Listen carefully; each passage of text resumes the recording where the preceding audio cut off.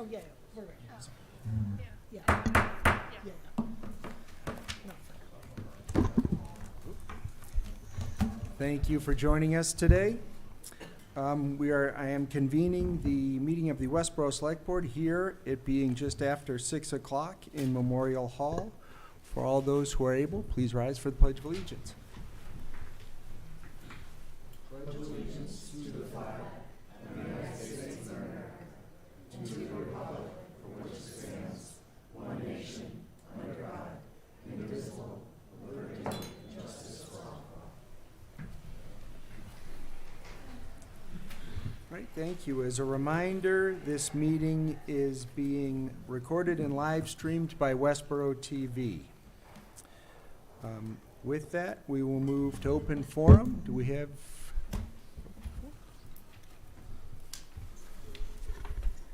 Hi, my name is Jen Kirkland. I'm the Recreation Director here in town. I'm just coming before you tonight to let you know and the public know that we'll be holding the annual Winter Stroll on Sunday, November 26th.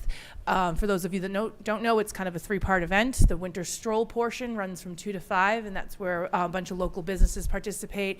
They often have activities, or sometimes they're running sales and things of that nature. That'll be 2 to 5. And then we have the annual light parade that comes right down West Main Street here, starting at about 5:15. And that leads right into Santa visits and the Rotary Club's winter lights display on the Rotary. And in conjunction with that, the Rotary Club also has the High School Interact Club and a couple of Boy Scout troops that hand out hot chocolate and candy canes. So there'll be a lot more information coming in the next day or so about participating businesses. On our website, westborough.com, and there is also a Facebook event as well. Thanks. Thank you very much. Thank you very much. All right. Tell you what, we're a few minutes to our next item. I'm just going to say something briefly. I want to thank our Westborough Veterans Advisory Board for this past Saturday. They put on a tremendous event as usual. I'd like to thank Detective Alicia O'Brien and Marshall Preston personally for their efforts supporting the Veterans Day activities. Although we celebrate Veterans Day on one day a year, there is no day where it's not appropriate to thank our veterans.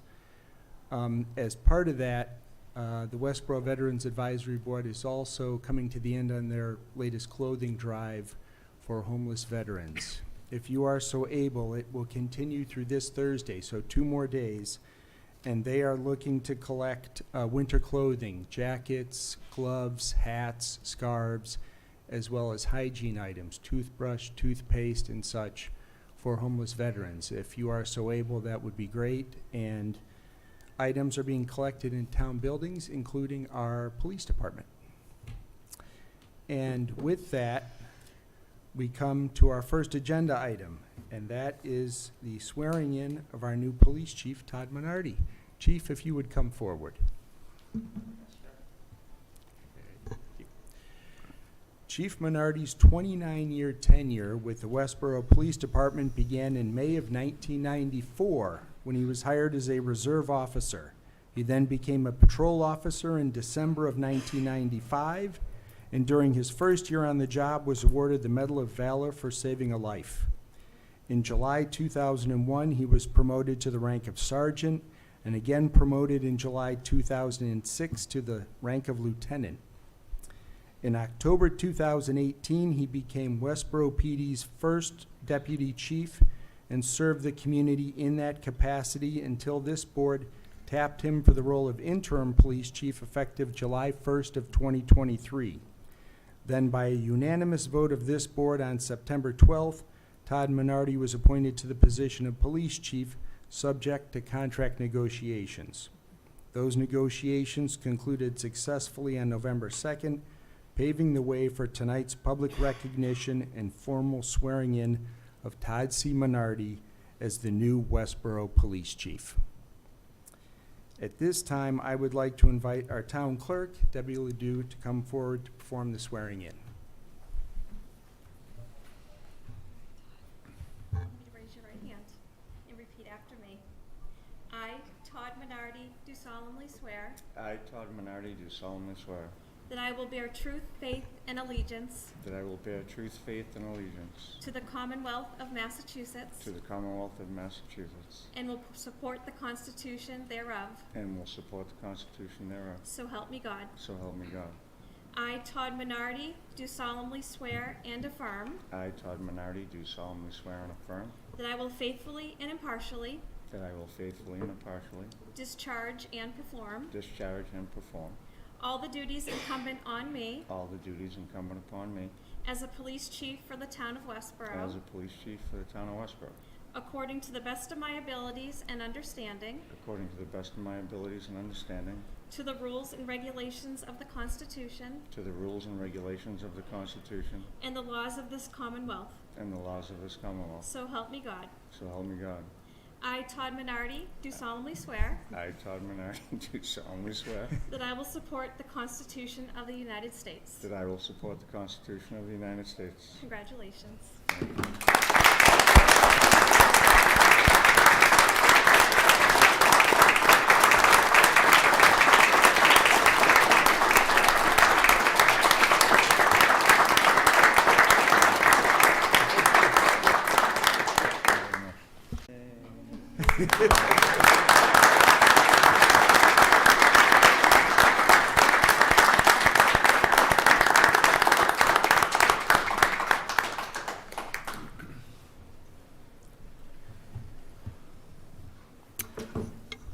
Just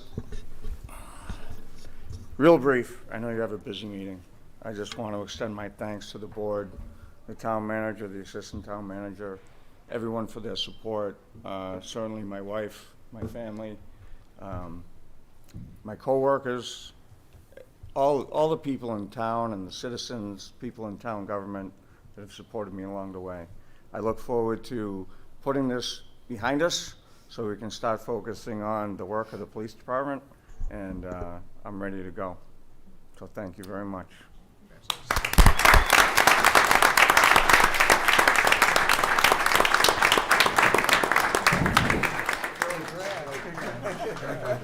Getting used to this. This is it. No more.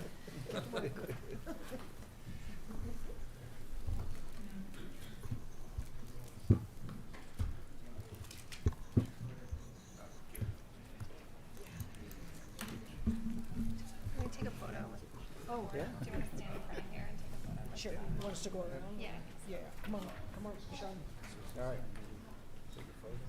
Oh, we're going in front to take a photo? Okay, I'm going in front of it. With my walking shoes.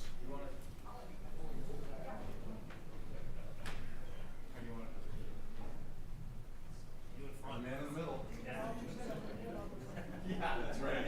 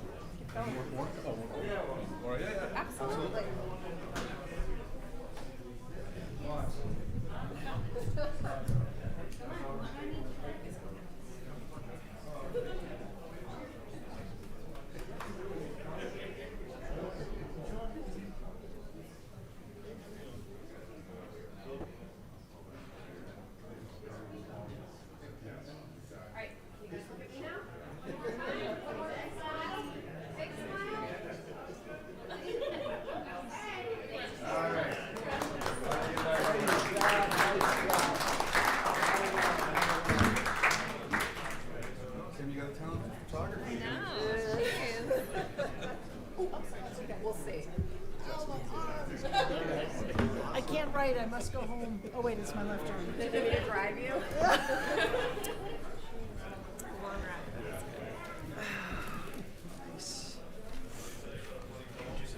Yes.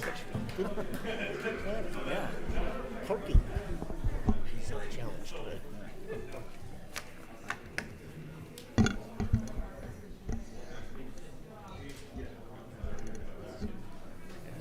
We're still way ahead of schedule. So, go for it. Go for it. Well, now we'll give folks a minute.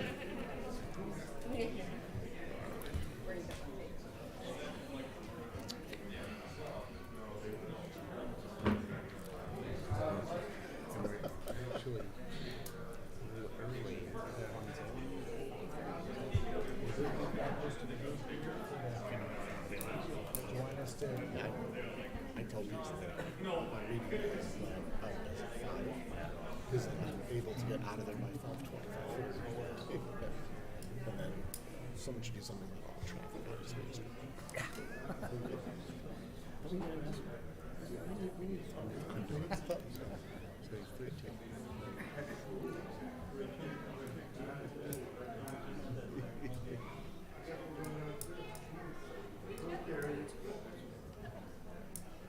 We might have one more. Do you wanna switch items and we can, Sure. in case the- Do you want to minutes? do minutes? Sure. Jump to the easy Yeah, one. minutes never takes enough time. I can do my report too. Talk really slow. Appointments? Yeah, oh yeah, you can do appointments and minutes. Yeah, appointments and that would be minutes. easier. All right. Oh, find that page. All right. So, so we're a little early for our next item. We want to make sure we get everybody here. So we're going to jump forward to item 10, which is the request for appointments. Richard Strecker to the WRTA Advisory Board, Disabled Commuter Population, and Nathan Askew to the Waste Management Exploratory Committee.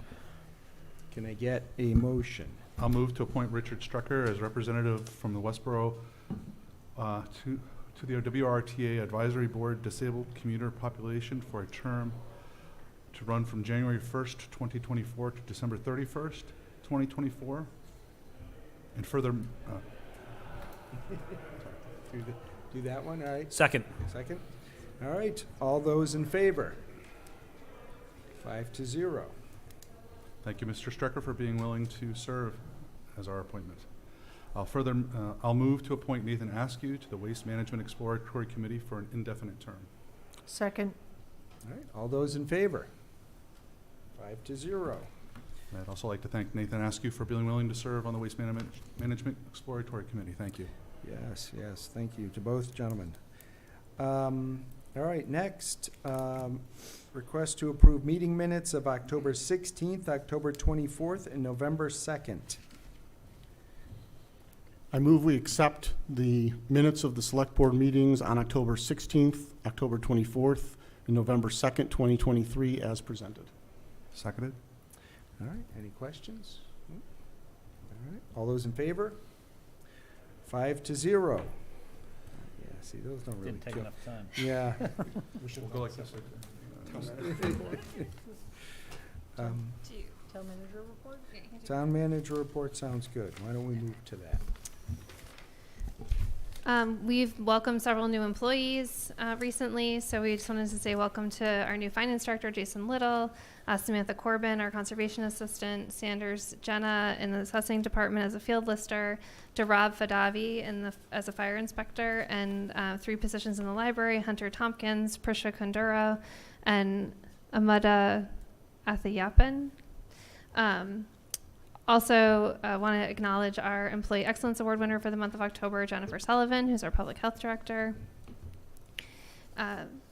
In the month of November, our office has sent out 175 licenses and permits for annual renewals. This includes liquor licenses, common vittler, innkeeper, car dealers, and other miscellaneous licenses that are under the authority of the Select Board. Many of these licenses and permits also require the businesses to be compliant with inspections from other departments, as the board knows, like building, fire, and the treasure collector. Our December meeting dates are going to be shifted to the 1st and 3rd Tuesdays of December. So we had talked about that previously. So December 5th in Memorial Hall and December 19th will be in the Great Hall based on scheduling. The 19th meeting will focus on the stormwater utility rate setting. So that will be the first meeting, and then with the idea that we would set rates in January. The Senior and Veterans Tax Work-Off Program has concluded for 2023, so we'd like to thank all the workers for their help in departments across the town and look forward to the program starting up again in late winter of 2024. Or sorry, early spring of 2024. In the fire department has hired a new firefighter to fill the vacancy in the fire prevention. This hire will provide us with the continued support in this important position, as well as expand our capability. The department has hired Darab Fandavi, who is a fire protection engineer, graduated from WPI, and they already see him moving the organization forward. The fire department is currently undergoing recertification of EMS licenses for more than 50% of the staff during the month of November. EMTs and paramedics are attending a 30-hour National Core Competency Requirement program that's necessary to continue. Also, the fire department submitted the 2023 Firefighter Safety and Equipment Grant through the Executive Office of Public Safety and Security. The grant requested $19,000 and should expect to hear a result by the end of January. In the police department, the department looks forward to beginning a promotional process for sergeants and lieutenants with anticipated completion in late February. They're also continuing to actively recruit to fill current vacancies. Numerous officers participated in multiple Kindness Weeks event, as well as the department being the recipient of much kindness, which they greatly appreciate. In the Board of Health, we are partnering with Metro West District based out of Framingham for our tobacco compliance. The tobacco control program deliverables include in-store merchant education, retail tobacco inspections, compliance checks, and violation reporting. Permitting is now available online for the 2024 renewal season in the Board of Health. The public nurse has vaccinated employees in the school department, Forbes building, Town Hall, and the DPW, and they're even right now currently holding vaccines for students. And then we also have an update that we now have a total of 17 unsupported migrant families. In the DPW, the lead service line dashboard and online survey will be published this week, so postcards will be mailed out to customers whose assistance we need in determining their water line material type. Chris Pant came to this board to explain that, so we do need public participation. Earl Story was recognized this week for his many years of service to the town, and he retires from the DPW later this month. He was here. Congratulations to Earl. The DPW fleet maintenance procedure was recently revised. The first day of each DPW work week now includes Fleet Maintenance Day, a dedicated organization-wide 2-hour focus on fleet maintenance. And that concludes my report. Thank you very much. Now we'll move forward to agenda item number 3, the recognition of Civic Leadership Academy participants.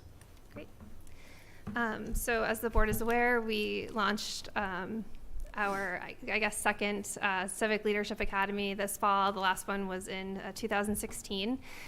So we were really excited to do this with a whole new group of participants and also a lot of new faces in the department heads. So department heads got very creative, so we'll go through a little bit of what these folks did over the last 9 weeks.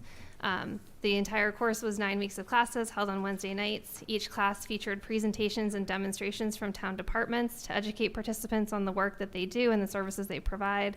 13 participants, all Westborough residents with varying levels of board and committee experience, participated with the aim to educate residents on town government and its functions, while also hopefully generating interest in all of our boards and committees. Some of the highlights from what they've done was they got to tour the Amazon robotics facility on Milk Street with the community development department. They received a hands-on demonstration from the fire department, including using the jaws of life on a totaled car and surveying the town from the bucket of the ladder truck. They visited the DPW property on Oak Street and toured their vehicle facilities and salt shed. They heard presentations from the school superintendent and library director. They hiked the trails around Sandra Pond with health and conservation departments. They collected evidence, practiced with simulated field gear, and met K-9 Lucas and his handler at the Westborough Police Department.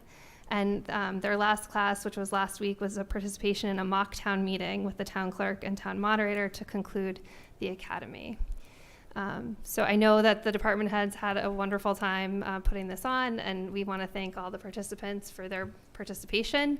And we look forward to doing it again in the fall. We also look forward to hearing feedback from everybody so that we can continue to improve. So with that, we do have certificates for our participants who are here, and I'll just read the names of, so if they want to come up, I think we'd like to take a photo. Sure. And then Owen has certificates and that he'll pass out as I read the names. So if everyone could come up, please. Where is my list?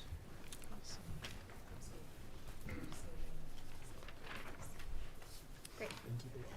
So we have Steve Buglieri, Cheryl Thomas, Jennifer Alves, Steve Herrera, Morgan Garland, Kieran O'Donnell, Julie Squires, Christian Hendrick, William Gray, Joe Pucciarelli, I'm so sorry. Lois Tepner, Janine Mindrum, and Anil Rajanghani. Okay, thank you. So thank you all so much.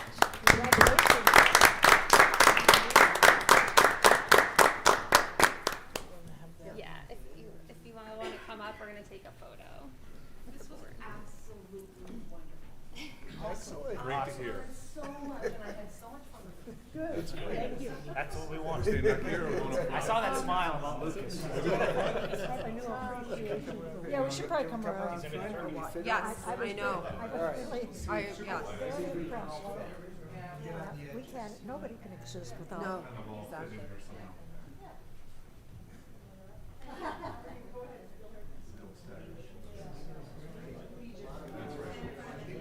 I know, it's a little bit tough with the podium here.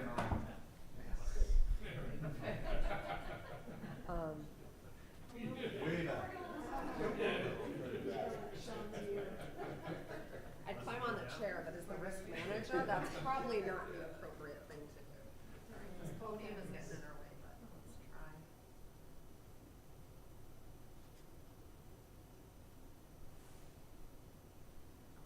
Great.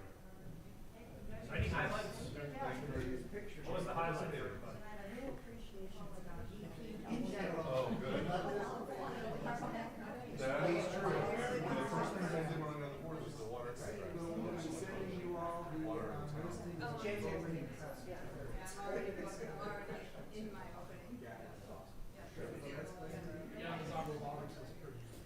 That was pretty. I haven't been in there yet. You have. That was pretty. Yeah. But the explanation by John Arnold of how the town operates was, I mean, I wish I had been videotaped, because I'm like, oh, yeah. There was so much detail, I don't do that. There used to be the previous moderator had put a whole how-to video up online. There are some John has some. This is the feedback we want. That's a great one. This is an incredible program, and it's worthwhile, and it's supported and encouraged. That's great. Thank you. The leadership is first rate. Oh, I don't mind that. We agree. We agree. So thank you for saying that. I think we have phenomenal.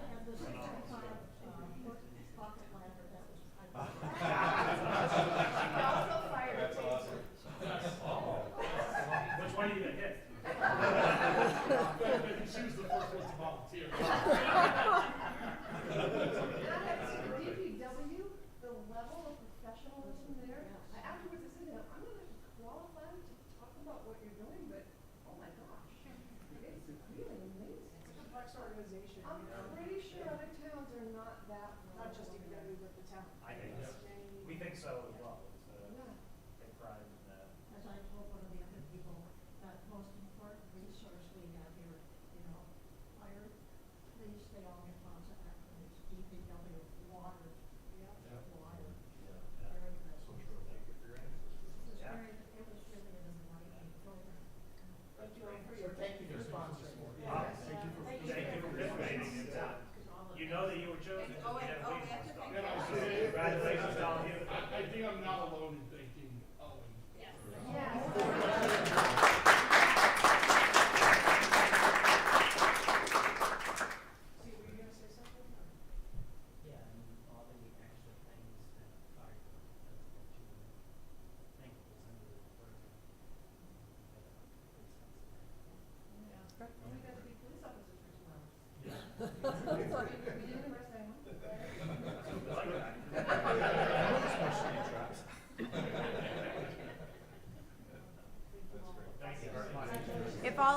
participants are willing, could we go down and do a group photo of you all down on the stairs down front?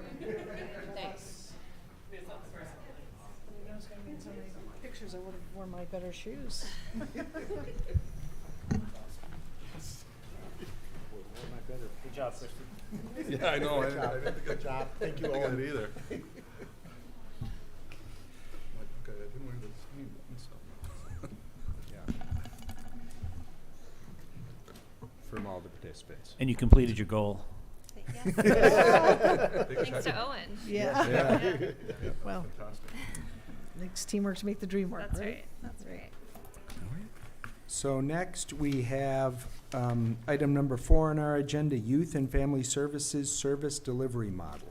If I may, Mr. Chair, I'm going to recuse myself from this conversation as my wife works for the Youth and Family Services directly and this impacts her. So Thank you very much. Okay. I didn't, yeah, okay. Yeah, good point, yeah. You just want to get in the picture. Let's go in for a coffee The break. photo bomb. Okay. So I just, I've previously introduced this topic to the board very generally, but I just wanted to, we are trying to move this forward. So what you have in your packet is a draft. I should back up. So what this is we're continue to have challenges filling the director role in Youth and Family Services, as well as one of the counselor positions. We've been very lucky to have one of our former retired counselors come back and help us temporarily. That's been wonderful, but we are having a difficult time filling those positions permanently. So we did look around at sort of how different models of how this service was delivered in other communities, and looked very closely at our neighbor Shrewsbury, that offers these services through Shrewsbury Youth and Family Services, which sounds like a town department but is not. It's actually a nonprofit that was established to provide these services in the town of Shrewsbury. Since they were created, which was in the 80s, they actually have expanded their services to several different communities and lots of different school systems. They still are called Shrewsbury Youth and Family Services, but they are not a town department of that, and they do not only serve Shrewsbury. So we have met with them a few times just to understand their model, brought some stakeholders with us from the school department, the new police chief, and we've been sort of working through how that type of service or contract might work in Westborough, since we are unable to fill those vacant positions. And so what we have sort of developed through talking with them, with stakeholders, with our current staff, is sort of a hybrid model, where we would retain one employee employed by the town of Westborough, and they would currently, we have an administrative assistant position. The idea would be that position would have some increased responsibility around being a community resource, doing some outreach, and supporting the office, while the clinical services would be provided by Shrewsbury Youth and Family Services. The idea would be that all of those services would be provided in the town of Westborough in our current offices, and that they would actually hire additional staff. So we're not sort of pulling from a resource that would maybe not have the capacity to take us on. So in your packet, you have documents that sort of represent that hybrid option, still in draft form. One is a counseling services contract scope of services, which I'll walk through in a minute. And then the other is an outreach assistant, though we're still workshopping what that title really should be, with some responsibilities related to that support piece that I mentioned. So in looking at the scope of services, we really feel that this model would provide the department with more depth of service, particularly because Shrewsbury being a larger organization, they actually have a very robust internship program where they're able to sort of frame up new counselors. They just, because they're providing services in so many areas, they're able to work together, be responsive. our current counselors have been wonderful in providing services, but again, since we're not able to fill those positions, we certainly want to meet the needs of the community just as our current staff does, and so this is just an opportunity for that. So we would have clinicians that were dedicated to us full-time with a caseload of about 20 to 25 people. They would also have master's level interns. They would do some group work. So they do group work in other communities. It's really based on what the needs are of the community. So that could be with youth. It could also be with older adults, seniors. They do serve, the whole population, just like our current department. They would hold they hold trainings and workshops, so that would be part of their responsibility. They would also work closely with the school department and law enforcement, specifically around the youth diversion program and other needs.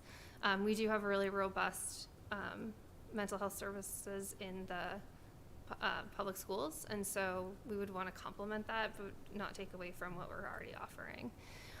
And then we just also included in here would be community support services. So really working with our local nonprofits, our community groups, different departments throughout the town, making sure that we're addressing needs and we're identifying people who might need those services through all different avenues. They support a wait list. So if they have someone who's in crisis, but they don't necessarily have availability, they'll check in with them and do some crisis management. One thing that would be different for Westborough than their model in the town of Shrewsbury is that we would retain our youth commission. So understanding the importance of our youth commission being, right now a board overseeing or working with the department, they would serve a similar sort of advisory role to the contractor. And then, as I mentioned, we would retain an employee that would really help someone who knows the community, who's really able to provide those community resources. We have had a couple meetings this week on these documents with our current staff. I actually just spoke with Shrewsbury Youth and Family Services, who sent me a whole list of questions related to the scope of services, so we're trying to still work through exactly how this would work. But next week we do have a meeting where our staff members will get to meet their staff members and really ask those questions that only they can really answer. And so, as I had mentioned, I do want to bring the folks from SYFS to a meeting. I think that's really important, and they're willing to do that. But we wanted to introduce them to our staff and get this a little bit more refined before we do. They have not given me an actual cost estimate for this, but just based on what they're charging in some other communities. As I mentioned, I think that we have an opportunity to cover that through some ARPA funds that have already been dedicated to youth and family services. So I'm happy to answer questions, understanding that these are continuing to be refined. Thank you, Christy. Yeah, so first of all, thank you for the continued work. This is a big undertaking, and appreciate the depth of the work that's been going on behind the scenes. Just I guess, couple questions and comments. So I noticed there's a lot of reference to master's level social workers in the contract or the draft agreement. In this day and age, do you get the sense that that's practical to provide that level of service, even kind of given their established model? Yes. In working with them and talking to them, they are comfortable with this, but also that's currently how it's drafted with the town of Shrewsbury. So we did steal a lot of this from their contract. Sure. So we do think that is practical. Okay. Yes. Okay.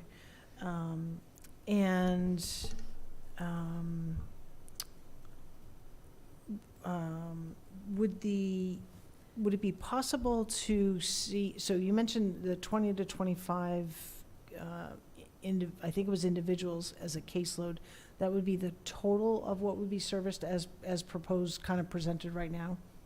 Or is that per counselor? Per counselor, so, or per clinician. So currently, based on our size, we Okay. would anticipate needing 2 full-time counselors. Okay. Okay, so I think it would be, I was just looking at our, the budget document, which is just such a great reference to go back to. It'd be helpful to understand kind of in a future presentation, all those numbers have continued to increase in terms of caseload and families, and is this model aligned with kind of, is it a year 1 model? What are the anticipated costs kind of year 2, year 3, et cetera, based on their trends and what we're Sure. seeing? So So- not asking for an answer there, but. No, I do have an answer. Okay. So the 2 clinicians being full-time that's already creating an increased capacity. So currently we have 2 part-time clinicians Yep. with the carry a caseload of about 12 Yep. combined. So there is capacity to expand that with these 2 additional. So one thing that we have talked about is how that transition would happen, because we might not immediately need that much capacity, just Sure. understanding that it's a higher capacity. Sure, So. sure, okay. And then I think I have some thoughts and questions regarding the structure of and the details of the job description, but it sounds like that's still very much a fluid process and discussions are ongoing there. So what would be the right time to kind of provide that feedback to you? Because I don't, it's Yeah. fluid. Sure. So any feedback, I guess, as we go, if the board, you're certainly not being, and I know you know this, but you're not being asked to approve this or anything at this point. Right.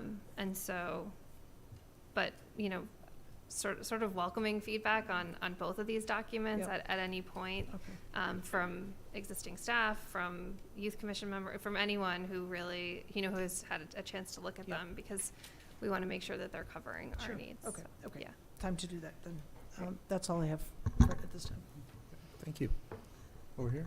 I know you just said one, and you've done it before, and I explained it before, and I apologize for forgetting, but you just mentioned ARPA funds, so right now, we have budget in for youth and family services, or did we not put budget in for this year? No, we do have a budget, Okay. but the But the that's funds in salary. are in salary. Yeah. Right. So again, trying to come to a decision, that makes sense, I remember. So- We would want to make a decision on this prior to town meeting in March, because I would imagine for next year, if this is the direction that we go, we'll want to Yes. make sure we have the budget properly Yes. set up. Yeah. We would definitely want to know for March so that we could put it in the budget for fiscal '25. The idea of using the ARPA funds would get us through at whatever point we make the decision to sign the contract through the end of the fiscal year. I think while we don't want to move too quickly that we're missing things, we have had some vacancies for about 9 months. So, sort of balancing the urgency of that with making sure that things are all set before we move forward. And if I recall correctly, the ARPA funds you're talking about were ARPA funds that were allocated to youth and family services Correct. for. Yeah, so right before programs. our previous director left, she had requested ARPA funds for 2 different projects. So one of them was a behavioral health contract. So that one was about $177,000.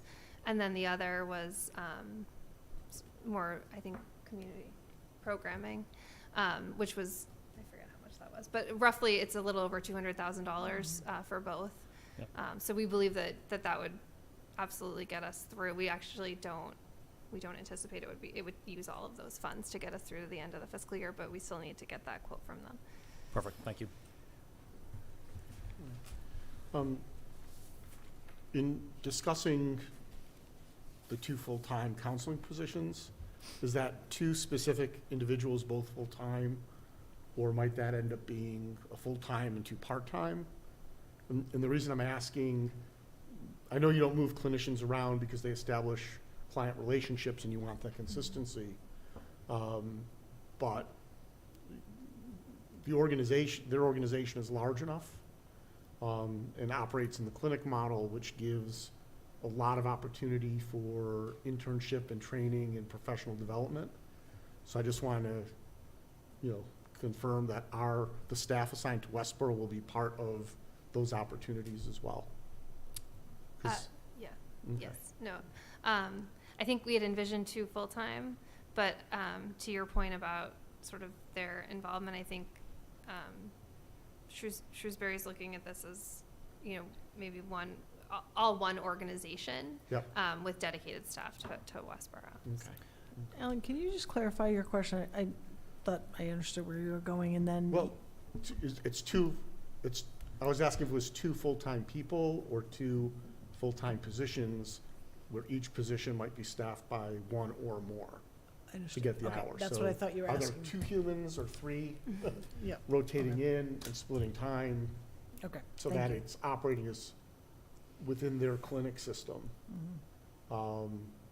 And this is, just to be very clear, it's a significant increase in capacity from where we are today at 12 clients to Mhm. potentially, 40 to 50, to, dramatically expand the services available to the community.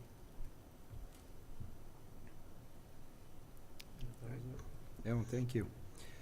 Yeah, I think I just a couple other comments, and I don't know if this came up earlier. So as a contract, there's a time frame, right? And we would be negotiating for, Typically, it would be a 3-year contract, where we'd be starting mid-year. We'd have to figure out if it's 3.5 or 2.5 years.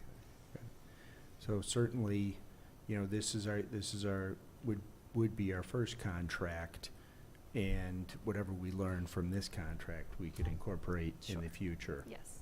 as well. As kind of part of this process, I guess, have we learned anything about other communities, and are they seeing kind of similar issues to what we're seeing? We are aware of another community that has gone from internal services and is now looking to contract out. And we are aware that there is We are aware of another community that had the internal department and now is considering that contracting out. When we know that other folks are having difficulty recruiting for these types of positions. So we know that some communities don't have these services. Some offer them similar to how we do. So I think there's lots of different models. Though this one, I think we would actually be unique in this sort of hybrid model, where we're not fully contracting it out, but it's also not fully staying as a town, or not fully staying staffed by town employees. No, it makes sense. And I imagine other towns have staff that's sort of similar to the size of our staff, 3 to 4 individuals. And when you have trouble hiring one individual, I mean, that's like a third of your staff, out for missing for an extended period of time. It gets challenging to provide those services. Yeah, I mean, I actually don't think I can speak to staff sizes in other communities, but I think this is maybe a little bit off topic of what you were saying, but another benefit to going with this contracted nonprofit is that they certainly receive their funding from the towns that they work for through contracts, but they also have the ability to do fundraising and to apply for grants that may not be available to a municipal department. And with Shrewsbury Youth and Family Services, are there things they incorporate in their model that currently we're not doing today that could be of benefit to Westborough, things we're seeing or that they've told us about? They've talked about their ability to do this group work. They've been in senior centers, doing, group work. They have staff that's developed programs based on need. So they gave an example of a community that needed some more education around vaping, and so they actually developed a program related to that. So I think just by virtue of having a much larger staff and also working in these other communities, they have the resources to respond to those more so than any, municipal department. Got it.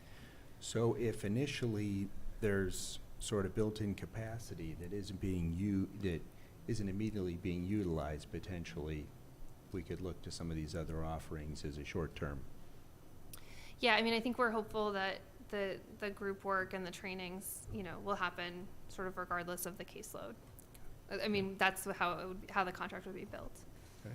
Thank you So- very much. So we've talked to them about how they would report to us and how we would learn what they're doing for the town of Westborough. We've talked about how they would advertise. So all of these things, to be worked out, but things that they're comfortable doing when in their contracts with other municipalities. That sounds good, Anya. Yeah, Christy, can you talk a little bit more, handful of questions just came up through this conversation. So, other municipalities that they have experience doing this with, even if it's in kind of another model? Have they given you examples of other municipalities as opposed to like private entities that they're working with, or? So to my knowledge, Shrewsbury is the only community where they offer the sort of just the municipal departmental services, if that's the right way to say it. Yep. In several other communities, they do a lot of contracting with the schools. So Okay. where Westborough has a lot of a robust program, other communities don't. So I know that they offer, I think Grafton, I want to say Millbury. Yeah. Well, so Yeah. when they come to present, I'm sure that Yeah, would be we can helpful to definitely have them ask include them. that. Yeah. You just touched on a little bit as a response to Sean around kind of managing the relationship. So have you talked about kind of who would oversee the relationship, all aspects of it, Sure. how the youth commission connects with that? Yep. So within this, the contract will be managed by our office, so the town manager's office. So right now, Kim oversees youth and family services as a department, recreation, senior center. So similarly, she would oversee this contract. Okay. There are sort of touch points built into the scope. So we've asked that the contractor, or we've acknowledged that the youth commission would be the advisory body, that they would work in partnership with the contractor, and that they would send a representative to each meeting as requested, not to exceed one meeting per month, which is how often they meet. So definitely having representation of the contractor at the youth commission meetings to hear from the commission about, different things that they're seeing in the community. Specific language in here about having strong relationships with different departments. We don't specifically call out the different nonprofits in town, but we know that they would work with Westborough Connects, In Your Shoes, all of those. We do specifically call out the Human Service Alliance and the Square One Collaborative, which we would continue, our employee would continue to work directly with them, and then there's an expectation in the contract or the scope that they would also work with them. Okay. And with respect to the contract, in that ramp-up time in terms of service level needs from the town's perspective, specifically on the family counseling services needs, not necessarily the outreach kind of work, because there's probably an abundance of that, but the others will come by kind of referral and need. Would the contract be structured based on contractual payment, kind of based on hours serviced, or is it we're gonna give you up to this many families, which equates to this many hours, and here's sort of the contracted rate? Like, I guess It would be an annual contract. It's not sort of rate based. It's just an annual okay. cost of the contract, and it would include all of these services. Okay, so I think it would be helpful as we understand the contract, understand what's included as like not to exceed. I guess, so. They're not charging us. I guess I'm not. Well, so they're gonna charge a X amount per year for their services, right? Right, so the contract would say year 1 is this amount, year Right. 2 is this amount, so Right. there's not a not to exceed, it's, they're basing their, The- cost on the scope within the contract. Okay. Okay, and I guess I'm sort of anticipating, what if that growth exceeds, even with this additional capacity, what if that growth exceeds it within those 3 years? Is it sort of like, that's the way the contract is written, and so services are not capped? It's just they have to accommodate all the services that Westboro is, Well, so they would create the wait list, which is also spoken to within the Okay, contract. okay, Yeah, so- similar to how we are now, because we only have so much capacity with our counselors, we have to Okay. have a wait list. Okay. Yeah. okay. All right, look forward to those details, thank you, all right. Guys, not a question, but I just, bring it up to higher level. I really applaud this as kind of out of the box thinking, and think it's, what we should be doing. I mean, I think it is difficult. Change is difficult. I'm not saying this is going to occur. We still have to negotiate, but I think, the concept and the idea makes a lot of sense. I think we've seen, the struggles we've had. So we have, residents that are looking for these services. We're lucky that we have a former retired employee coming back to help, but we're not meeting, the needs of the community at this time. I think, I think this is a great concept. I'm glad you're bringing it forward. There's a ton of questions, as other board members have said, but I think I'm excited to see it moving forward, and hopefully it works out. And I think to Sean's question earlier, it's a contract piece, and I'm sure we'll have performance measures in there. And if it doesn't meet our needs or our expectations, then we can not renew, or I'm sure we probably have provisions in it to terminate a contract. We typically would, and our legal counsel will do that. So again, I just, short and sweet, hopefully, but I just do applaud the kind of out-of-the-box thinking here to really service the needs we have, and I appreciate that. Christy, could you just go over the timeline again for kind of next steps? Sure. So next week we're having an internal meeting, and then expect to bring folks from Shrewsbury Youth and Family Services to the November 28th meeting. At that point, I think that we should need to sort of reassess what outstanding questions we have, and then at whatever point we feel ready to move forward, we would have to go through the ARPA award process. So I have shown these documents to the finance team. The finance team was supportive on sort of the financial aspects of it, to the point that it's within the award that Youth and Family Services has already received. But it would have to go to AFC, and it would have to come back here. We would also have to approve the job description. We would have to negotiate with, or impact bargain the job description with the union. Lots of steps, but we would love to say that we can move forward at the beginning of, in The January. Calendar year. As I have said in meetings, earlier today, I don't think we're not chasing a specific date, but Yeah. I do think that we're moving forward with some urgency because we haven't had the services. Yep. But certainly wanting to make sure that we have all our bases covered. So, Great, Excellent. Thank you, Excellent. Christy. super. thank you. Next, we have item number 5, Golf Club Building Committee. Patrick had stepped out, so Kim's just going to let him know that, Oh. that, Yeah. Oh, right. that he can come back. Oh, that guy. You mean this empty? Patrick, Tacos.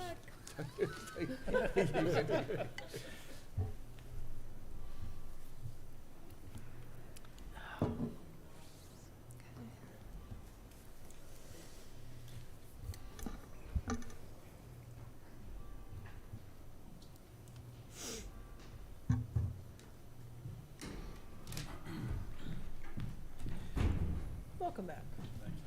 Okay. All right. Item number 5, Golf Club Building Committee. So there had been discussion, or I guess I should say, the Golf Club Building Use Committee recommended in September that we establish a golf club building committee to begin pursuing a future construction project based on the feedback that they had received and also the recommendations that they had made. So the board accepted those recommendations, and then so I'm just, it is a building committees by charter or town manager appointment, but I did want to bring to you my thoughts on what the composition of the committee would look like. So I did note in the packet that at the 2005 annual town meeting, the building committees were to be composed of residents with backgrounds, if possible, in architecture, construction management, and/or facilities management and planning, and that they are to oversee new municipal construction and, at the request of the town manager, repair and reconstruction of existing buildings. Since this is a reconstruction of an existing building, I would put forward doing a separate committee, and I did have a conversation with our current building committee chair about that. Understanding that there would be some specific expertise needed for this committee, similar to the library building committee and things like that. So what I was proposing was a select board member, and a finance committee member, a member of the municipal building committee, a member of the golf club building reuse committee, which that was specifically requested in the recommendation, and then 3 members at large that have experience in any of the categories listed above or listed before, and or experience in golf course operations or restaurant management, given the use recommendations of the building committee. So they'd be charged with moving forward in alignment with the recommendations. The first task of the committee would be to develop estimates in order to request an appropriation at the annual town meeting in March, which would require the committee to present to the board and the finance committee in January. So we would have to move forward pretty quickly. And that would be money to get us to design, to understand what a full construction project would be. And then understanding also that we've talked about different funding opportunities given the enterprise fund and future leases. So we would have some more of that information to bring forward in January. So there's no action for you. It's just an update. And if you have questions or comments or suggestions, open to that as well. Sounds good. Thank you very much, Christy. Any thoughts? I did, just more of a comment. I just, as the representative that was on that golf club building use committee, I will say I've heard from many of the committee members wondering what we were doing and, wanted to see us move this forward. I mentioned that we had a lot of things going on. It just wasn't put behind us, but that it would be coming up. So just as a comment and a comment out to those committee members, this is what we're doing here. I brought it to Christy as I was hearing the comments, and she was working on it, putting it here. But I do think it's, there was some concern from the committee that, we had tasked them and we were putting people on, as we talked as a committee, of some folks that hadn't been on committees before, bringing that they felt like this is the way it happens, and nothing happens once we give a recommendation. Why did I waste my time? I just want to say they did not waste their time. This is what we're talking about here. We accepted that proposal, and hopefully they're all listening tonight, because this is the process. And I think it is the process that we outlined during the building use committee, and the timeline is still the same. We had a lot of discussion at the meeting because there was a lot of talk about having more urgency and timing, and we really felt that pacing it out the way it's proposed here of the timing for this meeting is really about going to funding for design, and then coming back in October town meeting for construction is the timing that discussed and was agreed to by that committee. So I just wanted to comment from that perspective. No, thank you, Ian. Just a quick question. So, Christy, thank you for bringing this forward to us. Seeing that you've got select board member listed as part of the committee, but not hearing that you're looking for us to nominate anybody right now, is there are you looking for that nomination to happen at some point in the Yeah. near future? Yep. It would probably be at the next meeting. Next meeting, okay. All right, thank you very much. Any Uh, other? Yeah, so, again, appreciate, bringing this forward, and I certainly sense the sense of urgency communicated from the committee and love the eagerness, and I hope that the committee understands we appreciate that and also balance that with all the work before the board and want to do this the right way. So my feedback, Christy, on the composition, I think 7's a great number. I think we've seen that work successfully in the past. I would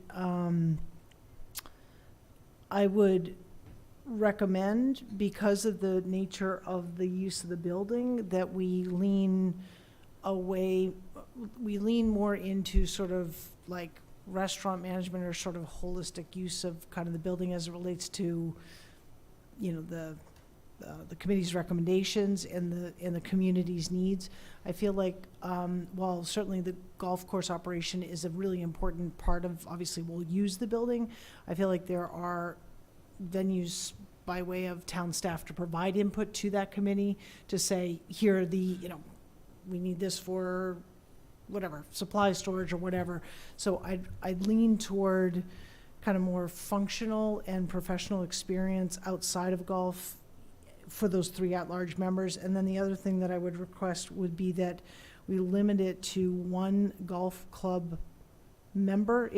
So let's just say that the 1 member of the golf club building reuse committee also happens to be a golf member, that of those members, we only have 1 golf club member, because this is really a community building, and while will be utilized from the golf, hopefully heavily by golf members, it really is intended to be kind of a community asset, not just for the golf. So that would be what I would ask you to consider.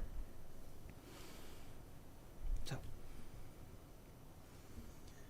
All right, thank you. Yeah, and certainly I think one of the components of this building we're looking for is that it is funded by revenues from the course to the greatest extent possible. So I think we do want to make sure that it has amenities that are going to drive golfers to Westborough Country Club, because that's, I think, what's going to cover the majority of the cost of this building. So, but I think you're right. I don't think it's how the golf course operates is what's going to drive them there, but within the restaurant and the bar and the, you know, are their needs being serviced in the totality of the building. And we want to make sure that happens while also hopefully having an excellent restaurant available as well. But I look forward to the makeup of the committee.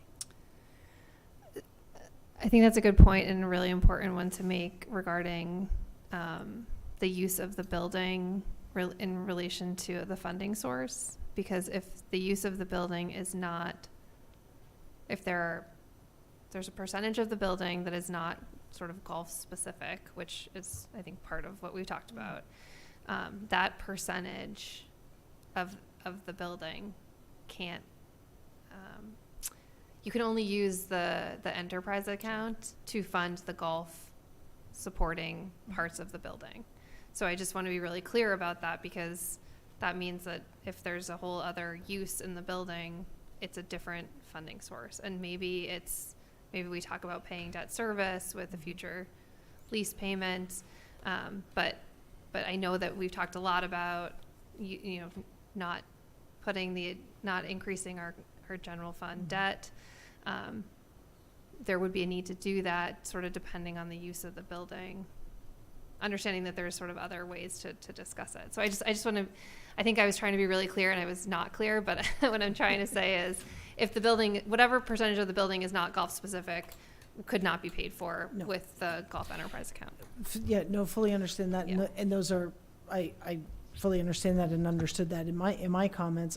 I do think that, though, we need to find the balance to what is the long-term best use of this building and how will it, you know, so if it's going to be a restaurant, we don't want to, I'm making this up, you know, have a full third or half dedicated to golf operations, given the footprint. I mean, to me, that just doesn't seem like a practical solution, because there's just not gonna be enough space for anyone to kind of want to come and invest their business in that location. Now, maybe they do, I'm just using that as a hypothetical. So I think we have to balance, kind of, obviously, it's at the golf course. The golf course continues to have, generate some really positive revenue and through its green fees and other programs. So I'm fully supportive of that, but I don't want sort of I feel like we've got to have a multi-track mind as we think about what the potential is for this. And so that's where kind of I would just encourage that the composition, I mean, I suggested one, I would say no more than two that have sort of a golf leaning, if you will. I just don't want that to kind of be it's the golf club, because it's not the golf club. It was the golf club building, and it will house golf club operations, but we very much have heard that we want, a restaurant, so that's all. Yeah, and I think that was very clear from the committee, and hopefully we all heard that. It was, yes, there's a use in there, and I think you hit it well, Shelby, that there is golf club use that's been in use there before in terms of pro shop and locker rooms, bag storage, et Social cetera. space, whatever, host a tournament, whatever. Absolutely. Yep. But it was very clear, and it's very clear from the input we received from the community that this was a community resource and the restaurant was a community restaurant. It was not that we're not running a private country club here. This is a community resource. And so I think your comments are spot on. I think it aligns with the conversations within the committee and the presentation the committee gave based on the feedback that we heard from the community. Thank you very much. I'm sorry, Christine, how will you, maybe you said it and I missed it, how will you, some of those positions, Select Board, AFC, Municipal Building Committee, are a limited pool, what will the process be to solicit? Each of those public bodies will determine within itself which Yep. representative is. But the larger community, what will the period, I guess, of if you said it, I missed it, for like the 3 at-large members, what will the timeline? I haven't put a deadline on okay, it yet. all right. But we'll definitely post it everywhere to get people Yep. to, and even having this meeting, I'm Maybe sure on will our new generate website. some, yes, yeah. Good segue. So you're just teeing off the process? Oh. Get the back line. Put 'em- You hit the ball well, Alan. Yeah. It's par for the course. Oh, it just goes on and on. Okay, Mr. Chair, could we please, Can we go to the next Moving item? Moving on. He's picking up the gavel, watch out. could we The- please call it a bogey and move on? The website presentation. Thank you.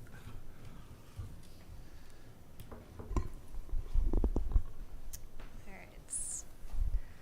Owen's gonna present this, but he just needed my computer. Owen's the man of the day.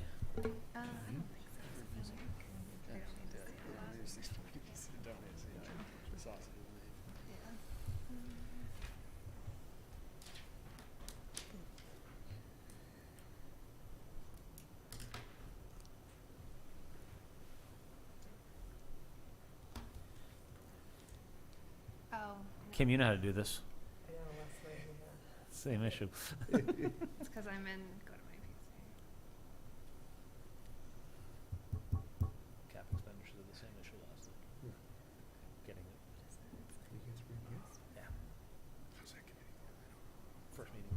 It's good. Come on, show us how it's done. You did it last night. You showed the website last night? We displayed the screen. No, it's not that. It's just because it's.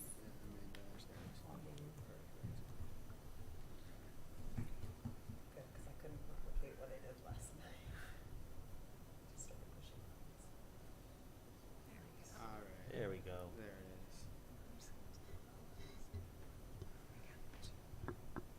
Good evening. So, Hello, and would you like to introduce yourself again? sure. To everybody on TV. So I'm Owen Page, Management Analyst Communications Assistant in the Town Manager's Office. For the last 7 months, this process started back in April. we have been building and working with Civic Plus to upgrade our platform to a new both visual and technical platform that we feel achieves our goals much better than the kind of current/old platform does or did. You'll notice from the outset it looks very similar in some ways to what we had before. Large banner photo of the town, headers up at the top, but we're going to kind of take it from the top down. So we'll start under these tabs. So we've organized kind of our boards and committees under government, departments under the general department's header, residents in here. This is kind of quick, easy access to things we feel people would want to get to consistently. Also, kind of guiding or overall things such as, town documents, the regulation and general bylaws.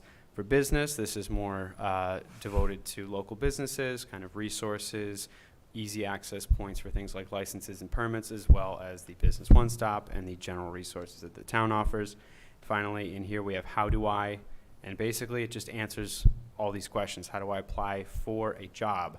How do I sign up for the Civic Leadership Academy, per se? Or how do I report a pothole or something of those manners? So we'll start under government, and we'll see some familiar faces here. So this is the Town of Westborough Select Board page.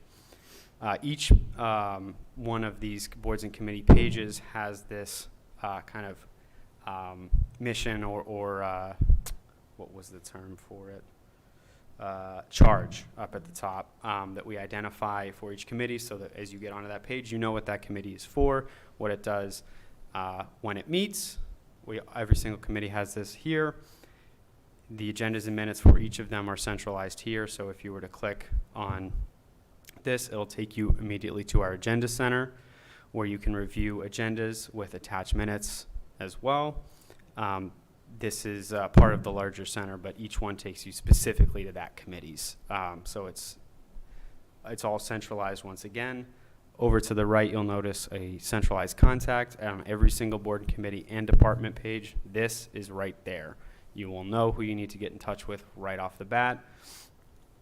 And below, you might recognize some of these faces. So every single board and committee will also has a table.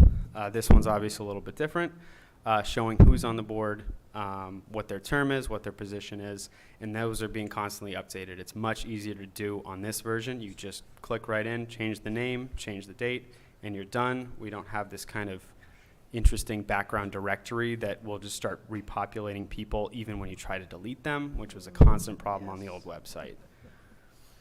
And here's an example of that table. You're the only committee that has headshots. So. Yes. Wait till the trend we've started. Suckered us in, huh? Yeah. It does look really good. I noticed the request wasn't, do you want one? It was you need to send us. Please send us. And thank you for I'm providing already this. thinking complaints about mine. I've got to change it. So. One other thing to highlight over here is kind of the housings of what's going on right now. So we have a current projects and hot topics button that highlights what's current projects that we're working on. This will show up again a little bit later on, but also, what licenses and permits does this board oversee? What are the select board policies per se? And we've organized these by general group headers. They used to just be a list. Now it is much easier to figure out what you need when you come to this website looking for a permit for something or a policy. Oh, and is it possible that on that hot topics section that that would not be populated for every board or committee, but it could be depending upon what they're working on? So it all depends on what that board or committee wants Yep. or what happens in that page. This one is just kind of the very prominent ones. Sure, yeah. But each board has their own list and can populate or build out their own list of things that they're working on. Some that have kind of long-term projects will be able to highlight those very easily there. So And the Affordable Housing Trust would be a great one where you've got maybe a couple different projects that you might have. But, so the links on the left are different for every board and committee. So Okay, we created this for the select board, and Owen will show you kind of why, because we Yep. had to get there a different way. So this actual specific current projects, this title only exists on your page Yep. and the town manager page, and Okay. we link to the same projects because we're working on the same ones. But Got it. Okay, thank you. Yes. So I can pull up another one just to I kind don't of want to show throw you you. off, I just Yeah, wanted no, to ask. no worries. I'm absolutely happy to. Sustainable Westborough, maybe? Yes. So also we've organized them a bit differently than before. We now have them grouped alphabetically. We can move those around very easily.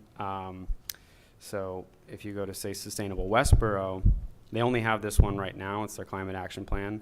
But this is, one example of what you can do with it. This is a link. You can click on it. It'll take you somewhere else. They have their whole list here. Basically, although this is the front end, you can't see the back end. If you want to add something, you just click Add Page, and it adds it immediately. You don't have to go through the back end and kind of do the spider web of the sitemap anymore. It's a lot more simple, and we're really reaping the benefits of that already. What is the vision for kind of how to manage that for consistency, spelling, all that, like even basic stuff? Yeah, so it has spell check within it, so Good. we Yes, won't this have any one does. typos. Can I say that? It's a Yeah. real thing, Yeah. right? You So know? it has spell check within it. It also has a ADA checker so that you're posting things that are compliant with ADA.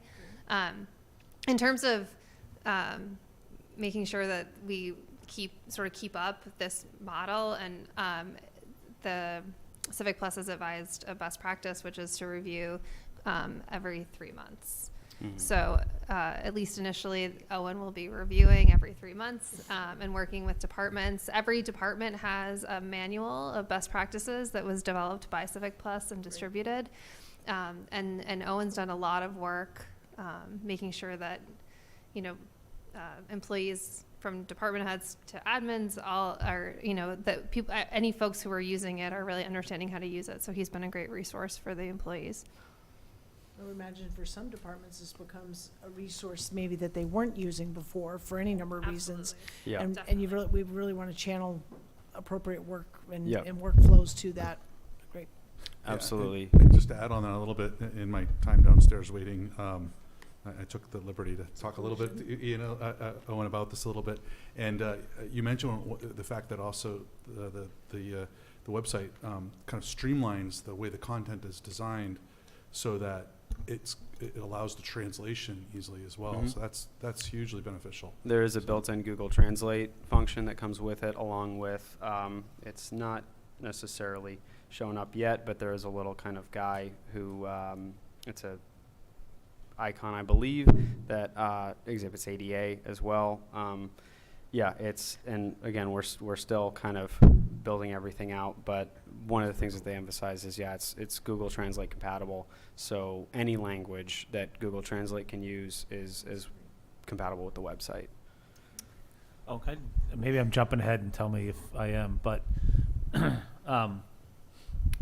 one of the things I always do is I look at the calendar all the Mhm. time. I noticed on the select board page, there was a link to the calendar, but is there a link on the home page to quickly get to The calendar? calendar is on the homepage. Yeah, so we're not quite there yet, but I'll jump ahead briefly. Okay, nope, The calendar lives right here. so it's just scrolling down on the page. Yeah, so you just scroll down and it highlights all of the, meetings or events that we have going on. It's much bigger than the last one. Yes, that looks good. And it highlights a lot better than the previous one did.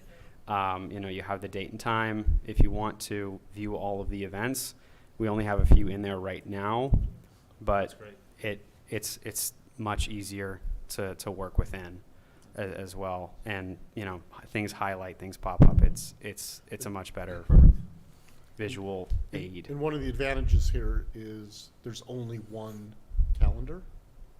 Where in the current site, Yeah. there's a townwide calendar, but then each board and committee, if the calendar was on their page, it was also a separate calendar. Yeah. So you would have things on the board page that never made it to the town page. Wow. Whereas the town page calendar is important because that's the official posting for open meetings. Yes. Sorry about that. No, no worries. That's a good question. So we're going to jump into kind of a slightly different one. This is, so all the departments have been organized. We've tried to do it under headers. Sorry, the trackpad is very sensitive. So for some, we've organized community development under that general header. For finance, we've done the same thing. Whereas previously it was kind of just an A to Z list. Now we've consolidated things a lot easier so people know what bucket things sort of fit in. So for example, we'll start with say recreation. Every single page has the mission of that department at the outset. If the department has a logo, it exists right here. Many of them do, and it's a great place to showcase that logo as well. Right below it, full staff contacts list, as well as kind of a general easy click here. Takes you right to an email, can go right through. We're not doing the forms necessarily anymore. That got a little strange, and this is just a much easier way for people to interact with us, as well as physical address and hours. That's standard for every single department, even the ones that may have different hours, such as the Department of Public Works in a different location. We've made sure that those locations and hours are accurate across the board. In addition, each one has developed FAQs to post, so just kind of easy, quick hit. I need help with this one thing. Okay, it's all accessible down below, and these all actually live in one place. So we can kind of pull and look at them as an overall list as well. But for the sake of the department, it's a lot easier to just have them in one place for one department. And then as well, we've linked socials. You can link socials very easily on this. Code slips right in. So, you see our recreation has added their Facebook and Instagram. Twitter's also very easy. It's basically anything you want to add. We have the Facebook on the main page, which we'll see in a little bit. It's a lot easier to add those things in. Just make sure.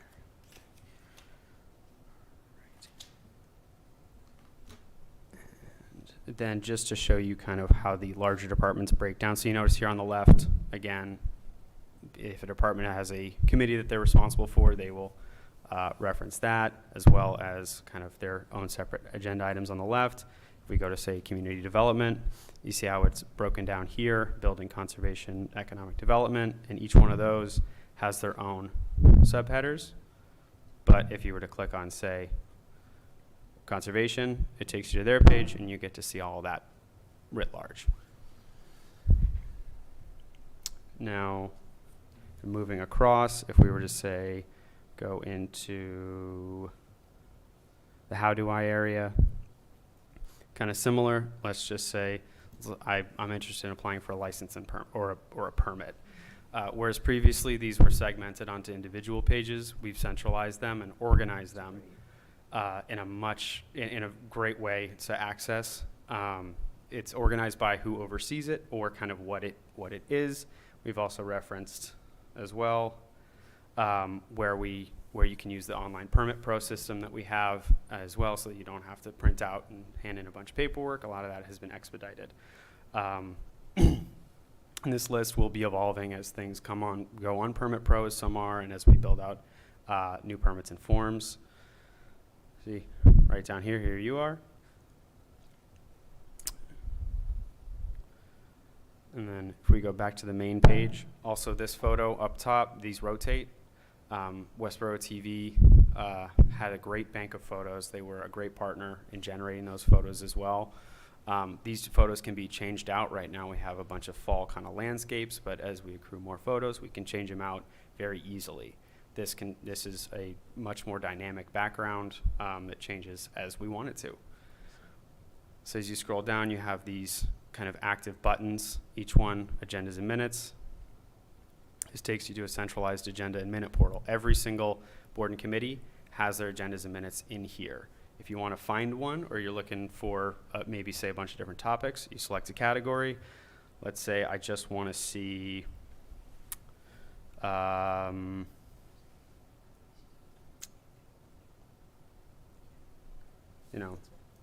these two. They'll organize them, and they're right there for easy access.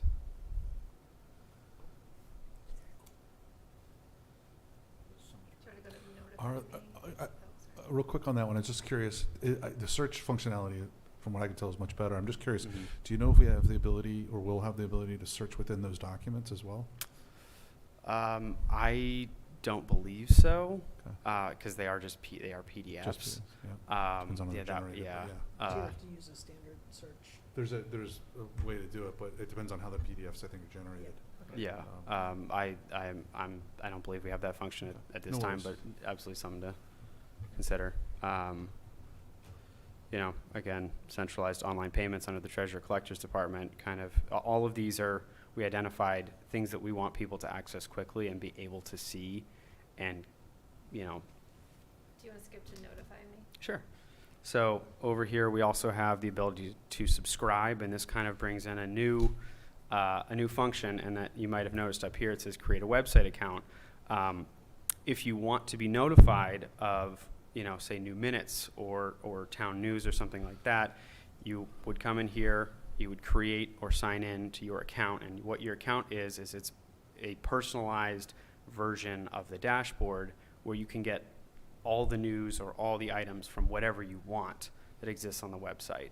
So it's a much more personalized function, and what you can do is you just click, okay, so say I want to subscribe to one of these. Once you're signed in, you just click the little mail icon and you're subscribed. And the other kind of new capability that we have is this little cell phone right here. If you click on that, you're now subscribed to text notifications as well. So we can use this system. This system will push out to phones in addition to emails if there's, you know, say something more relevant or urgent that we want to push out. So is it pushing out things like, hey, there's a new agenda that was just published, or there was a new, you know, meeting notes published, or is it pushing out just, I mean, I'm just wondering, every time somebody publishes an agenda, every time somebody publishes a notes, is that automatically happening, or is it more of, hey, we want to message this group of people that are interested in this topic? So we can do that because we will have the list, but when we push these things out, it's typically what, you know, the list that you've subscribed to. So if it's agendas and minutes, that's see. what you're going to get. Okay. But if you subscribe to the news flash to any of these various departments, that's what you're going to get as well. As things get pushed out on there, we're filling in these descriptions as well, so you know what you're signing up for. And it'll land in your inbox just the same as this current system. We've tested it; it works. We will be carrying over the lists from the old website so that people won't necessarily have to resubscribe if they don't want to. But this is just a way to kind of double down on some of the stuff. If there's really important information that needs to go out really quickly through the news or through the main page, we can now send it. We can now use that, you know, that kind of phone function. It doesn't come. That doesn't happen with every single one. You select SMS, or you cannot select to message out if for whatever reason you don't want to. But it does provide another kind of way of getting in touch with people. So just to build off of Patrick's question, and I don't know if you're prepared to talk about it tonight, but will there be, so for town departments, there's a training and ramp up process. You have a manual. Will there be training for board and committee chairs, vice chairs?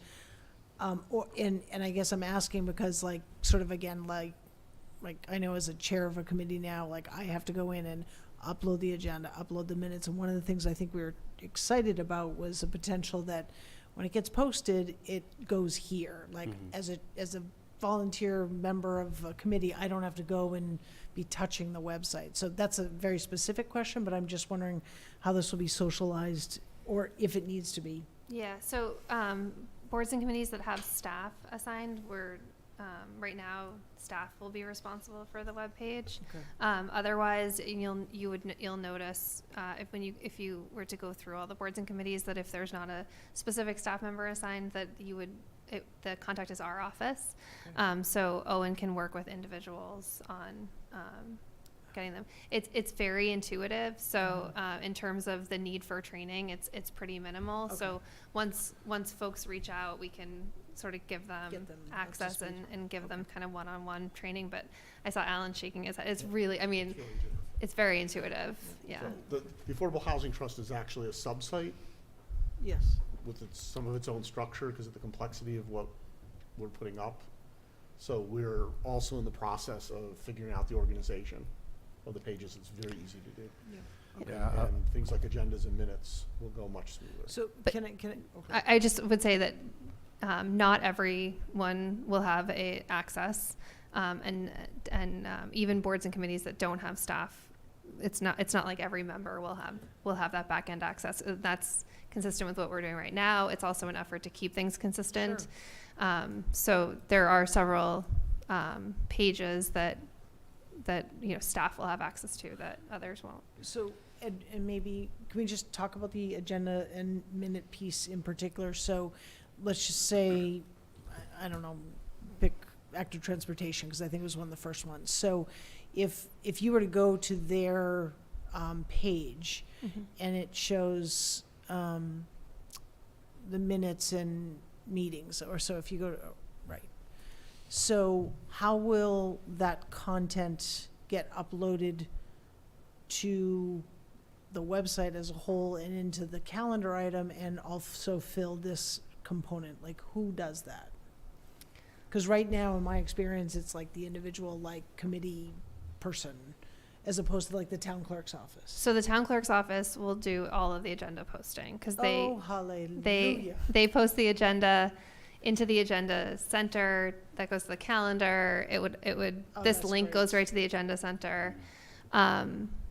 Minutes, I'm not sure that they have taken on fully that responsibility, but I think that's something we're working through. No, that is Yeah. fantastic, because I know that that's just another element to manage, and so many of our boards and committees are volunteer-led, and it can be easily something that you just forget to do, and you're trying to drive people to a web page. So thank you, that's great.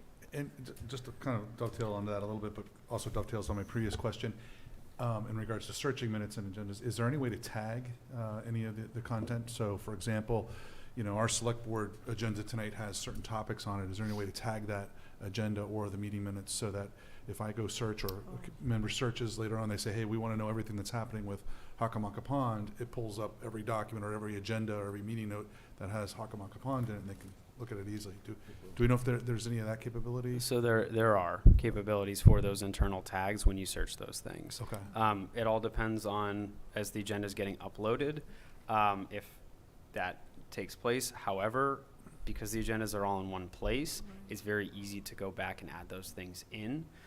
The other kind of function that, to kind of speak to what Shelby was saying as well, is that the minutes are attached to the agenda, so it's not a separate document. Right. So they all kind of live together. So if you're looking for the associated minutes for a specific meeting, they're all in the same place. Yeah. It's a lot easier to track things down.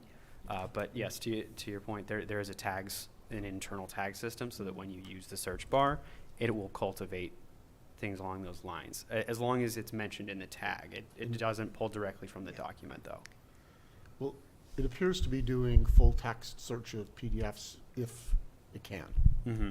Right, depends on if it's a scanned PDF or if it's a electronically generated PDF. Right. Then Yeah. you can scan that, yeah, so. Right. Mm-hmm. It depends on its generated. Which is how the search function used to be on our current website. Right. Do you want to go back to This the is home awesome. page? It's great. It Very is, exciting. it is, There's no comparison. no, It's it's, amazing. I will say I have a very close, personal person who is having to work with this website, and I will tell you, Julia has really benefited from Owen's knowledge, and she was very worried about creating the content here. She's not a web developer, and it's been great for her. It's so easy for her to put stuff up here and work in, so I found it encouraging that this site's gonna be a lot more dynamic, as well as a lot, free our town resources up to do, other More work. This is efficient, so easy. yeah. More efficiencies, exactly. Yeah. Great. And just kind of to complete that, yeah, it's empowering staff, and it's so much easier to use. And as people are able to unlock the functions a bit more, we're going to see people really stepping into this and using it as a great tool for their respective departments. Just to kind of keep moving down, we're going to retain the news function. It's a much larger and easier to read box. That was really what we wanted. We wanted to emphasize this is what's here. Every one of them does go out with a photo as well. That's part of the guardrails. So just for instance, this is what one of them looks like. Create an account. These will be there so that people know what they're going to be doing when they get on the website. It's very straightforward, very simple as well.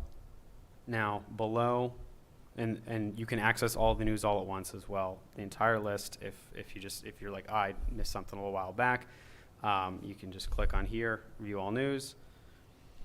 And again, you can search on that too, right? I'm Mhm. looking for a particular topic, and it might pull up a minutes or agenda, or it might pull up news. Yep. Yeah, Okay, so great. a nifty little search function right here that will do that for you. Also, as things are categorized by how they go out, you can click on your all categories, or more specific if it's something else, and you can move from there.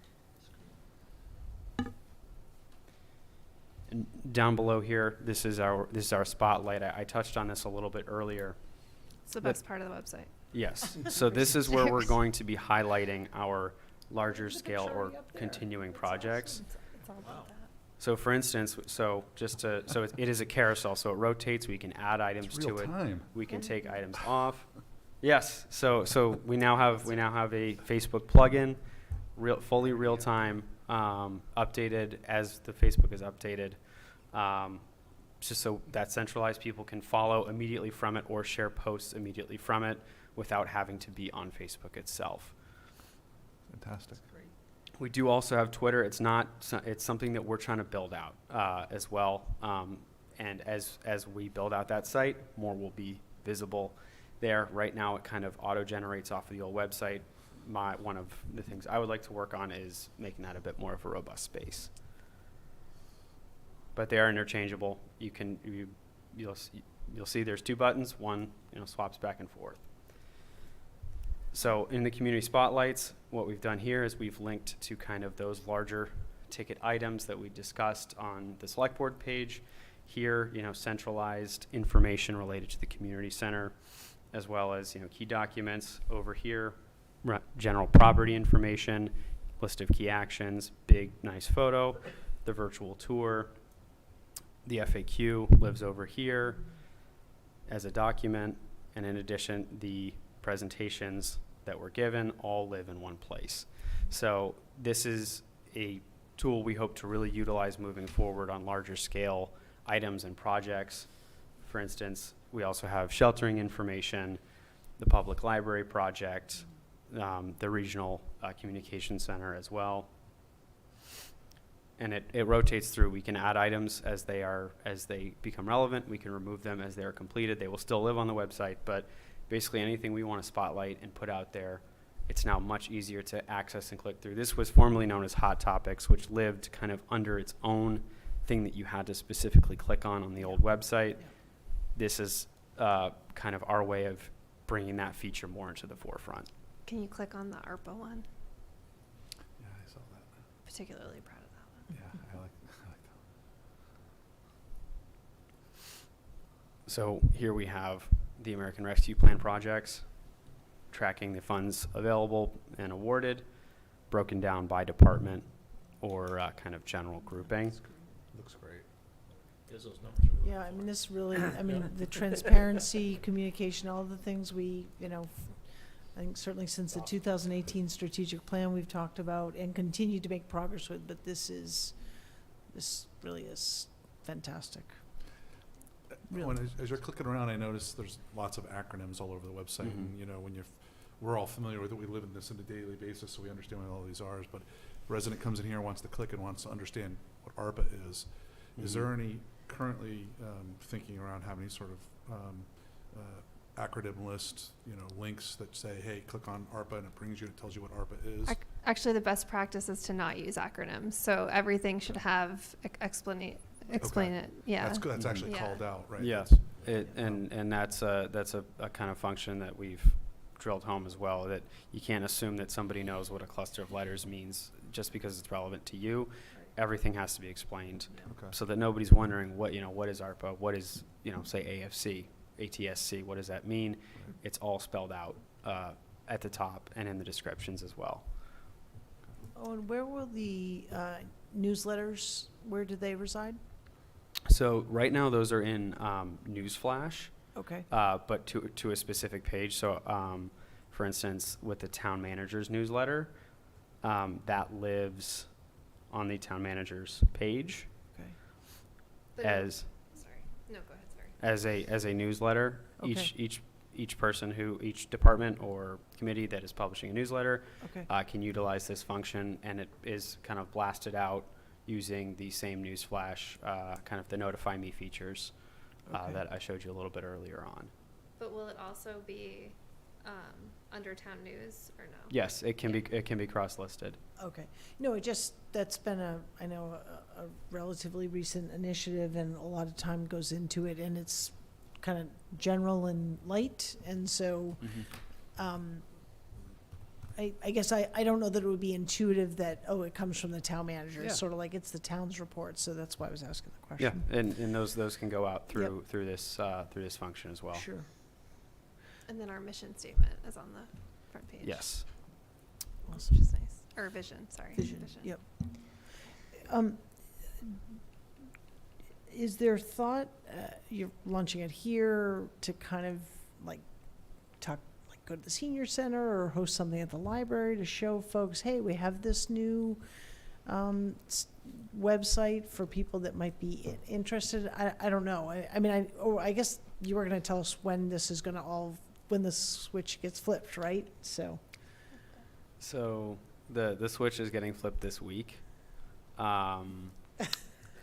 So in terms of rollout, that's we hadn't really discussed if we were going to do a roadshow. Think about it. Think about it based on maybe the feedback you're getting. I mean, to your point, it looks very intuitive, but I think that one of the things I know we've talked a lot about as part of the senior needs assessment was connecting people, making them more comfortable when using this. So this might be an opportunity, particularly with our seniors, to walk them through it. So just feedback. Are you going to be redirecting, I mean, what happens to the old site? Is that shutting down, or are you redirecting that URL to here, or is this a brand new URL? And if they go to the old one, it's redirecting? So it's a brand new URL. When it goes live, all of the search terms associated with this are updated to this new site. So it's a Google thing and it's an analytics thing, but basically if you were to look up a Town of Westborough website, this is the one that would come up. In terms of the URL specifically, what you see here is not what it's going to be in the end. This is just the kind of the behind the scenes. It is all going to be accessible. There's going to be redirects associated. The old website will exist, but only accessible to those who kind of have access to it on the town side, as a way to reincorporate anything that might be missing, to kind of make sure that we have all of our records in order as well. So that will be retained for a time, and then ultimately kind of fully archived. But if I bookmark the old website and I click on that bookmark, come later this week. Is it it'll be westboromass.gov? Is Do I- that the? do I- It should work. Okay. Yeah, I believe it will. It's like all across the board. I think DNS is the They're going to update the DNS? yeah. Okay. Yeah, so at the time that this launches, the DNS update will be going out as well. Perfect. So all the associated redirects will be live. So the plan is that by Friday morning, this will be the site. I feel like we should have another standing ovation around it. This is awesome. It's been a long time coming for this thing, isn't it? Photos with Owen? Right. Should we do a photo with Owen? I don't know. Yeah, why not? But yeah, so this is, and obviously I think especially with something like this, I don't think you can ever be fully done with it. I think that we're still a lot of capability that we can take advantage of. And that we're still, as staff are getting more and more comfortable with it, people are building slideshows, people are incorporating different links, and building in resources that they weren't doing before just because it was really unapproachable. Right. And one of the things that we've really noticed, again, to kind of the points made, is that staff are taking this very, very well, very quickly, and they like it. General feedback is this is so much easier to use than the old site. And that is really big for us because that helps kind of empower people, but also lift the burden where it was kind of heavier in the past. Yeah. And kind of what some of the other departments were doing just to kind of make sure that the website was functioning. So we're really excited about this, both for the public and town staff as a great tool to kind of advocate for ourselves and keep people informed. Awesome. Great. Great. Great. Thanks, Ellen. Oh, Thank well you, done, Ellen. thank Well you done. very much. Fantastic. Well All done. right, Well Thank done. you. Awesome job. Thank you. Ready for a long winter's nap. I think we've Yeah, sorry about that. sufficiently got everyone excited about the new I website. think so. All right, so the next item, number 7, home rule petition, amend town charter, Article 3, Section 3-2, the Housing Partnership Committee. Yep, so this is just the board approving, the board was authorized at town meeting to petition the legislature, so this is the petition in your packet. Approval of it will allow us to move forward, sending it to the legislature. So I'll move to authorize the town manager to submit the enclosed petition for special legislation for the town. Second. All those in favor? 5-0. Thank you very much.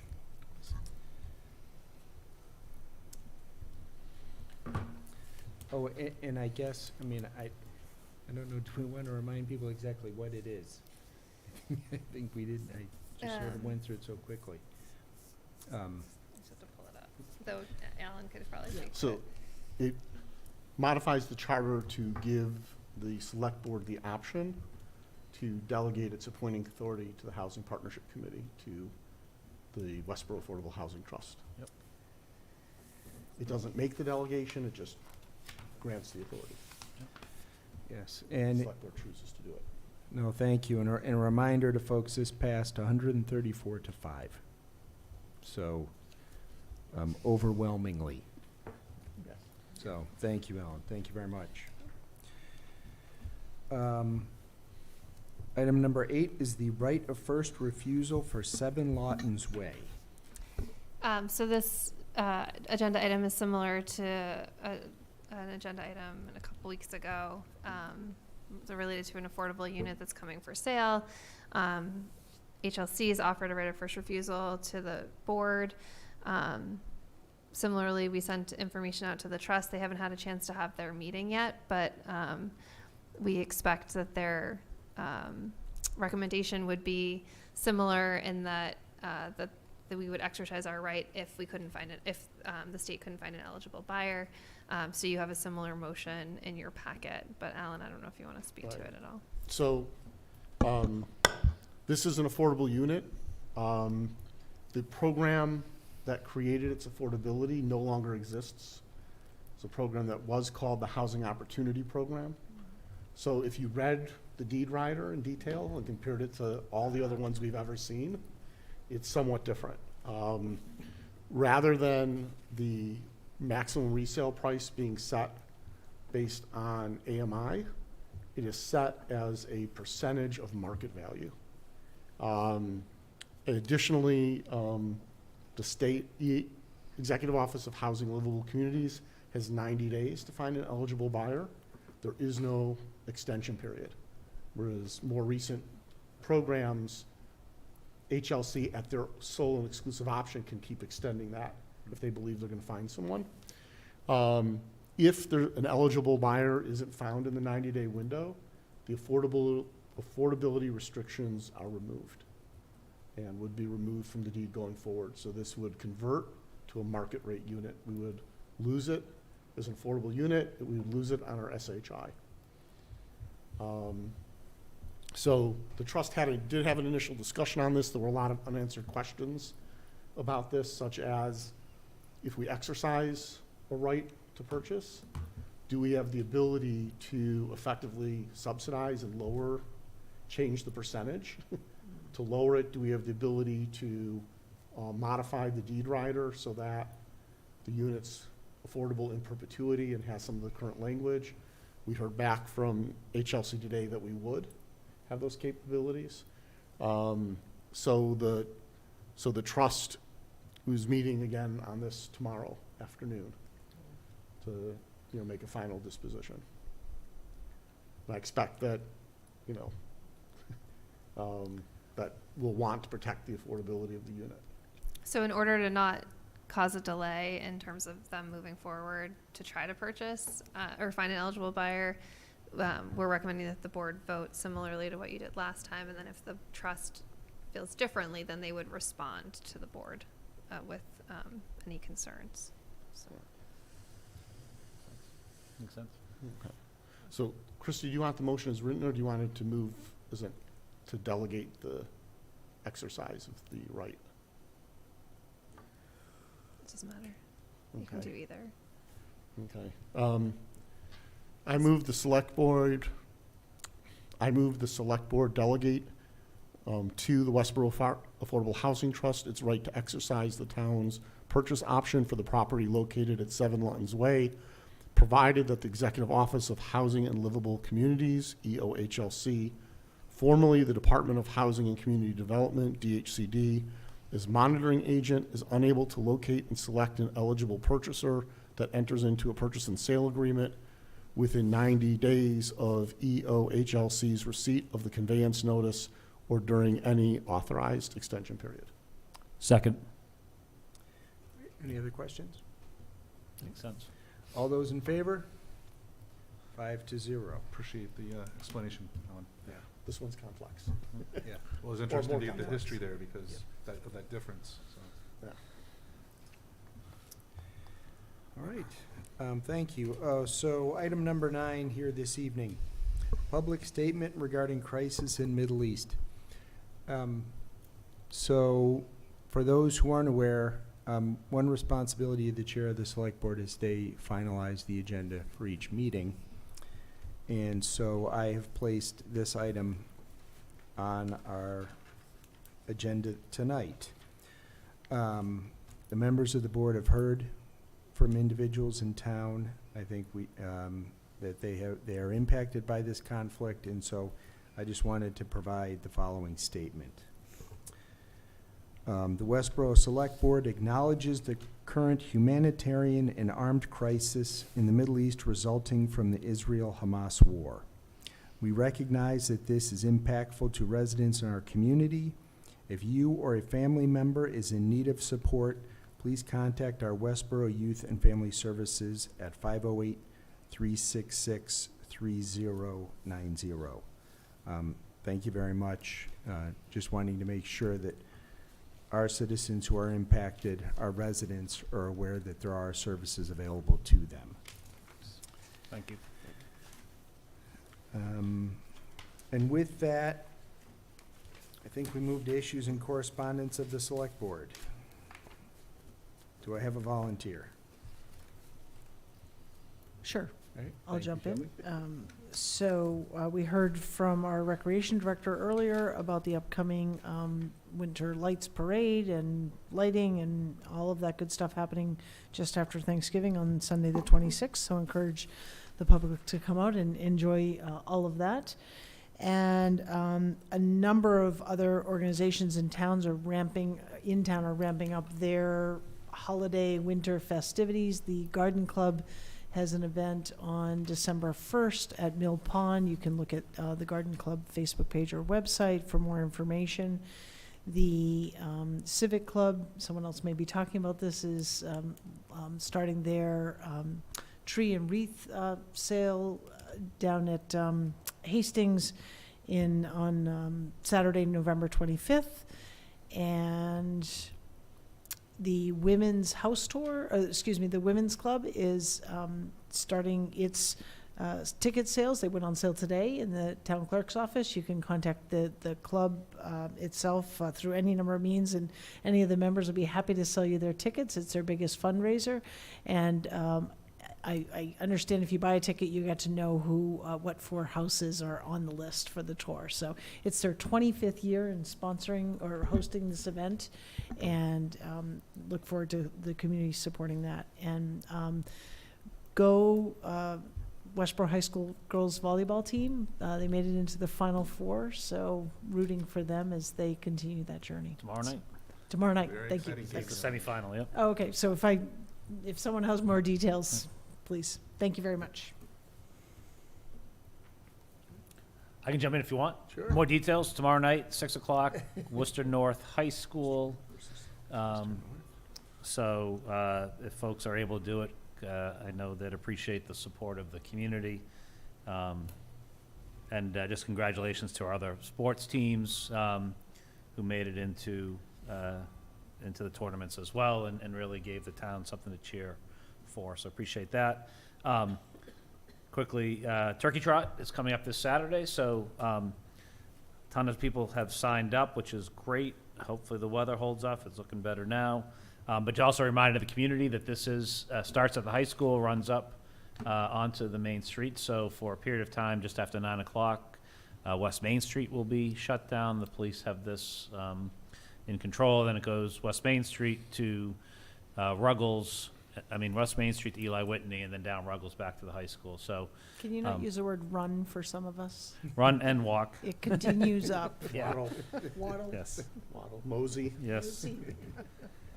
But great event, 10th anniversary. I got a sneak peek of the T-shirts last night. They look great. They are for the 10th anniversary, back to Westborough Maroon. So very exciting for that. So hope we can do that. And then if you didn't have enough turkey on Saturday night, Knights of Columbus Hall is the annual WASA turkey shoot as well. So always a fun event at the Knights of Columbus. I don't know the time, but it's early evening. 7 to 10, something like that. I think so. So I'll blame it on Seal if we have the time wrong.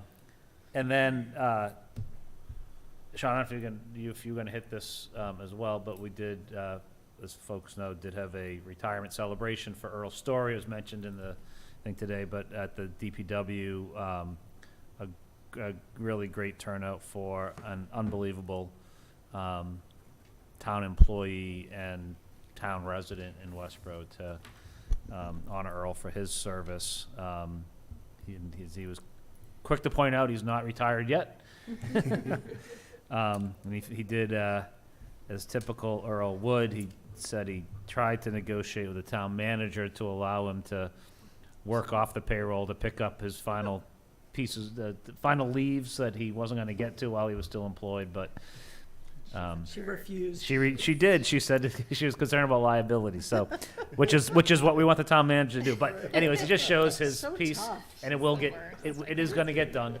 But again, just a big shout out to Earl for all that he has done and will continue to do for this community, both as an employee but also as a resident and as a friend. Okay. Couple of quick things. First off, a shout out and congratulations to the Borough Program and Sugar Shack, which this evening is celebrating their 5th anniversary of operation of the program and the candy store. The program's been extremely successful within our community, and if you've watched the regional news, it is a model for similar programs popping up. Shrewsbury recently opened their Rise store on Maple Street, I think, or West Main. Maine and Maple, yeah. Maine and Maple, there as well. So kudos to our school department and the team in that program, and for the young adults in the program who really make it a success. Also want to congratulate Bill and Bev Linane for receiving the Good Scout Award at the dinner last week. It was a great event.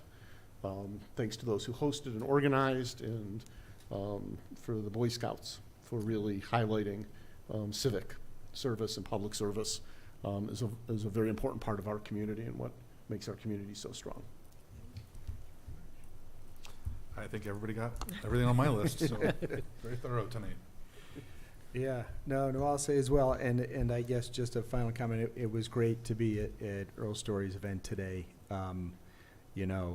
Tremendous attendance, and I just relate, I think one joke, I think somebody, a friend of his said they felt sorry for the 5 people who would have to replace Earl.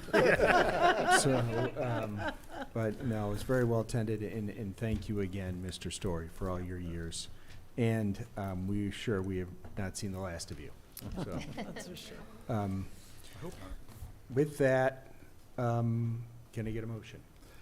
I'll enter into executive session under Mass General Law, Chapter 30A, Section 21A2, to conduct strategy sessions in preparation for negotiations and contract negotiations with non-union Personnel, Christy Williams.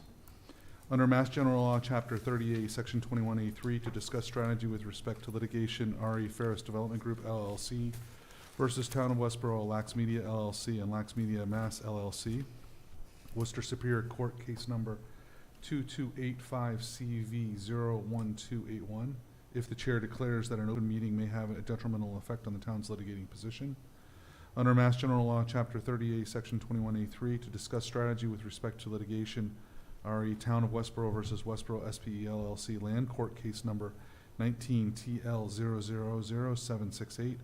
If the chair declares that an open meeting may have a detrimental effect on the town's litigating position. And under Mass General Law, Chapter 38, Section 21A3, to discuss strategy with respect to litigation, RE Westborough SPE LLC versus Town of Westborough et al. U.S. District Court Case Number 423 CV12017-MRG. If the chair declares that an open meeting may have a detrimental effect on the town's litigating position. Take a break for a glass of water here. Under Mass General Law, Chapter 38, Section 21A3, to discuss strategy with respect to litigation regarding NRE Westborough SPE LLC U.S. Bankruptcy Court Case Number 23-4079. If the chair declares that an open meeting may have a detrimental effect on the town's litigating position.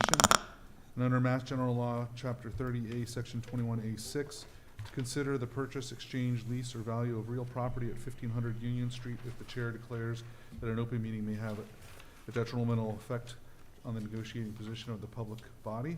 And under Mass General Law, Chapter 30, Section 21A7, to act under the authority of the Select Board to approve executive session minutes of October 24th, 2023, and November 2nd, 2023, Sessions 1 and 2. Thank you. I declare that an open meeting would have a detrimental effect on the board's negotiating, litigating, and bargaining position. The board will not be reconvening in an open session after the executive session. Can I get a second? Second. Roll call vote. Johnson, yes. Edinburgh, yes. Welch, yes. Marshall, yes. Keough, yes. We are adjourned. Thank you, Westborough TV.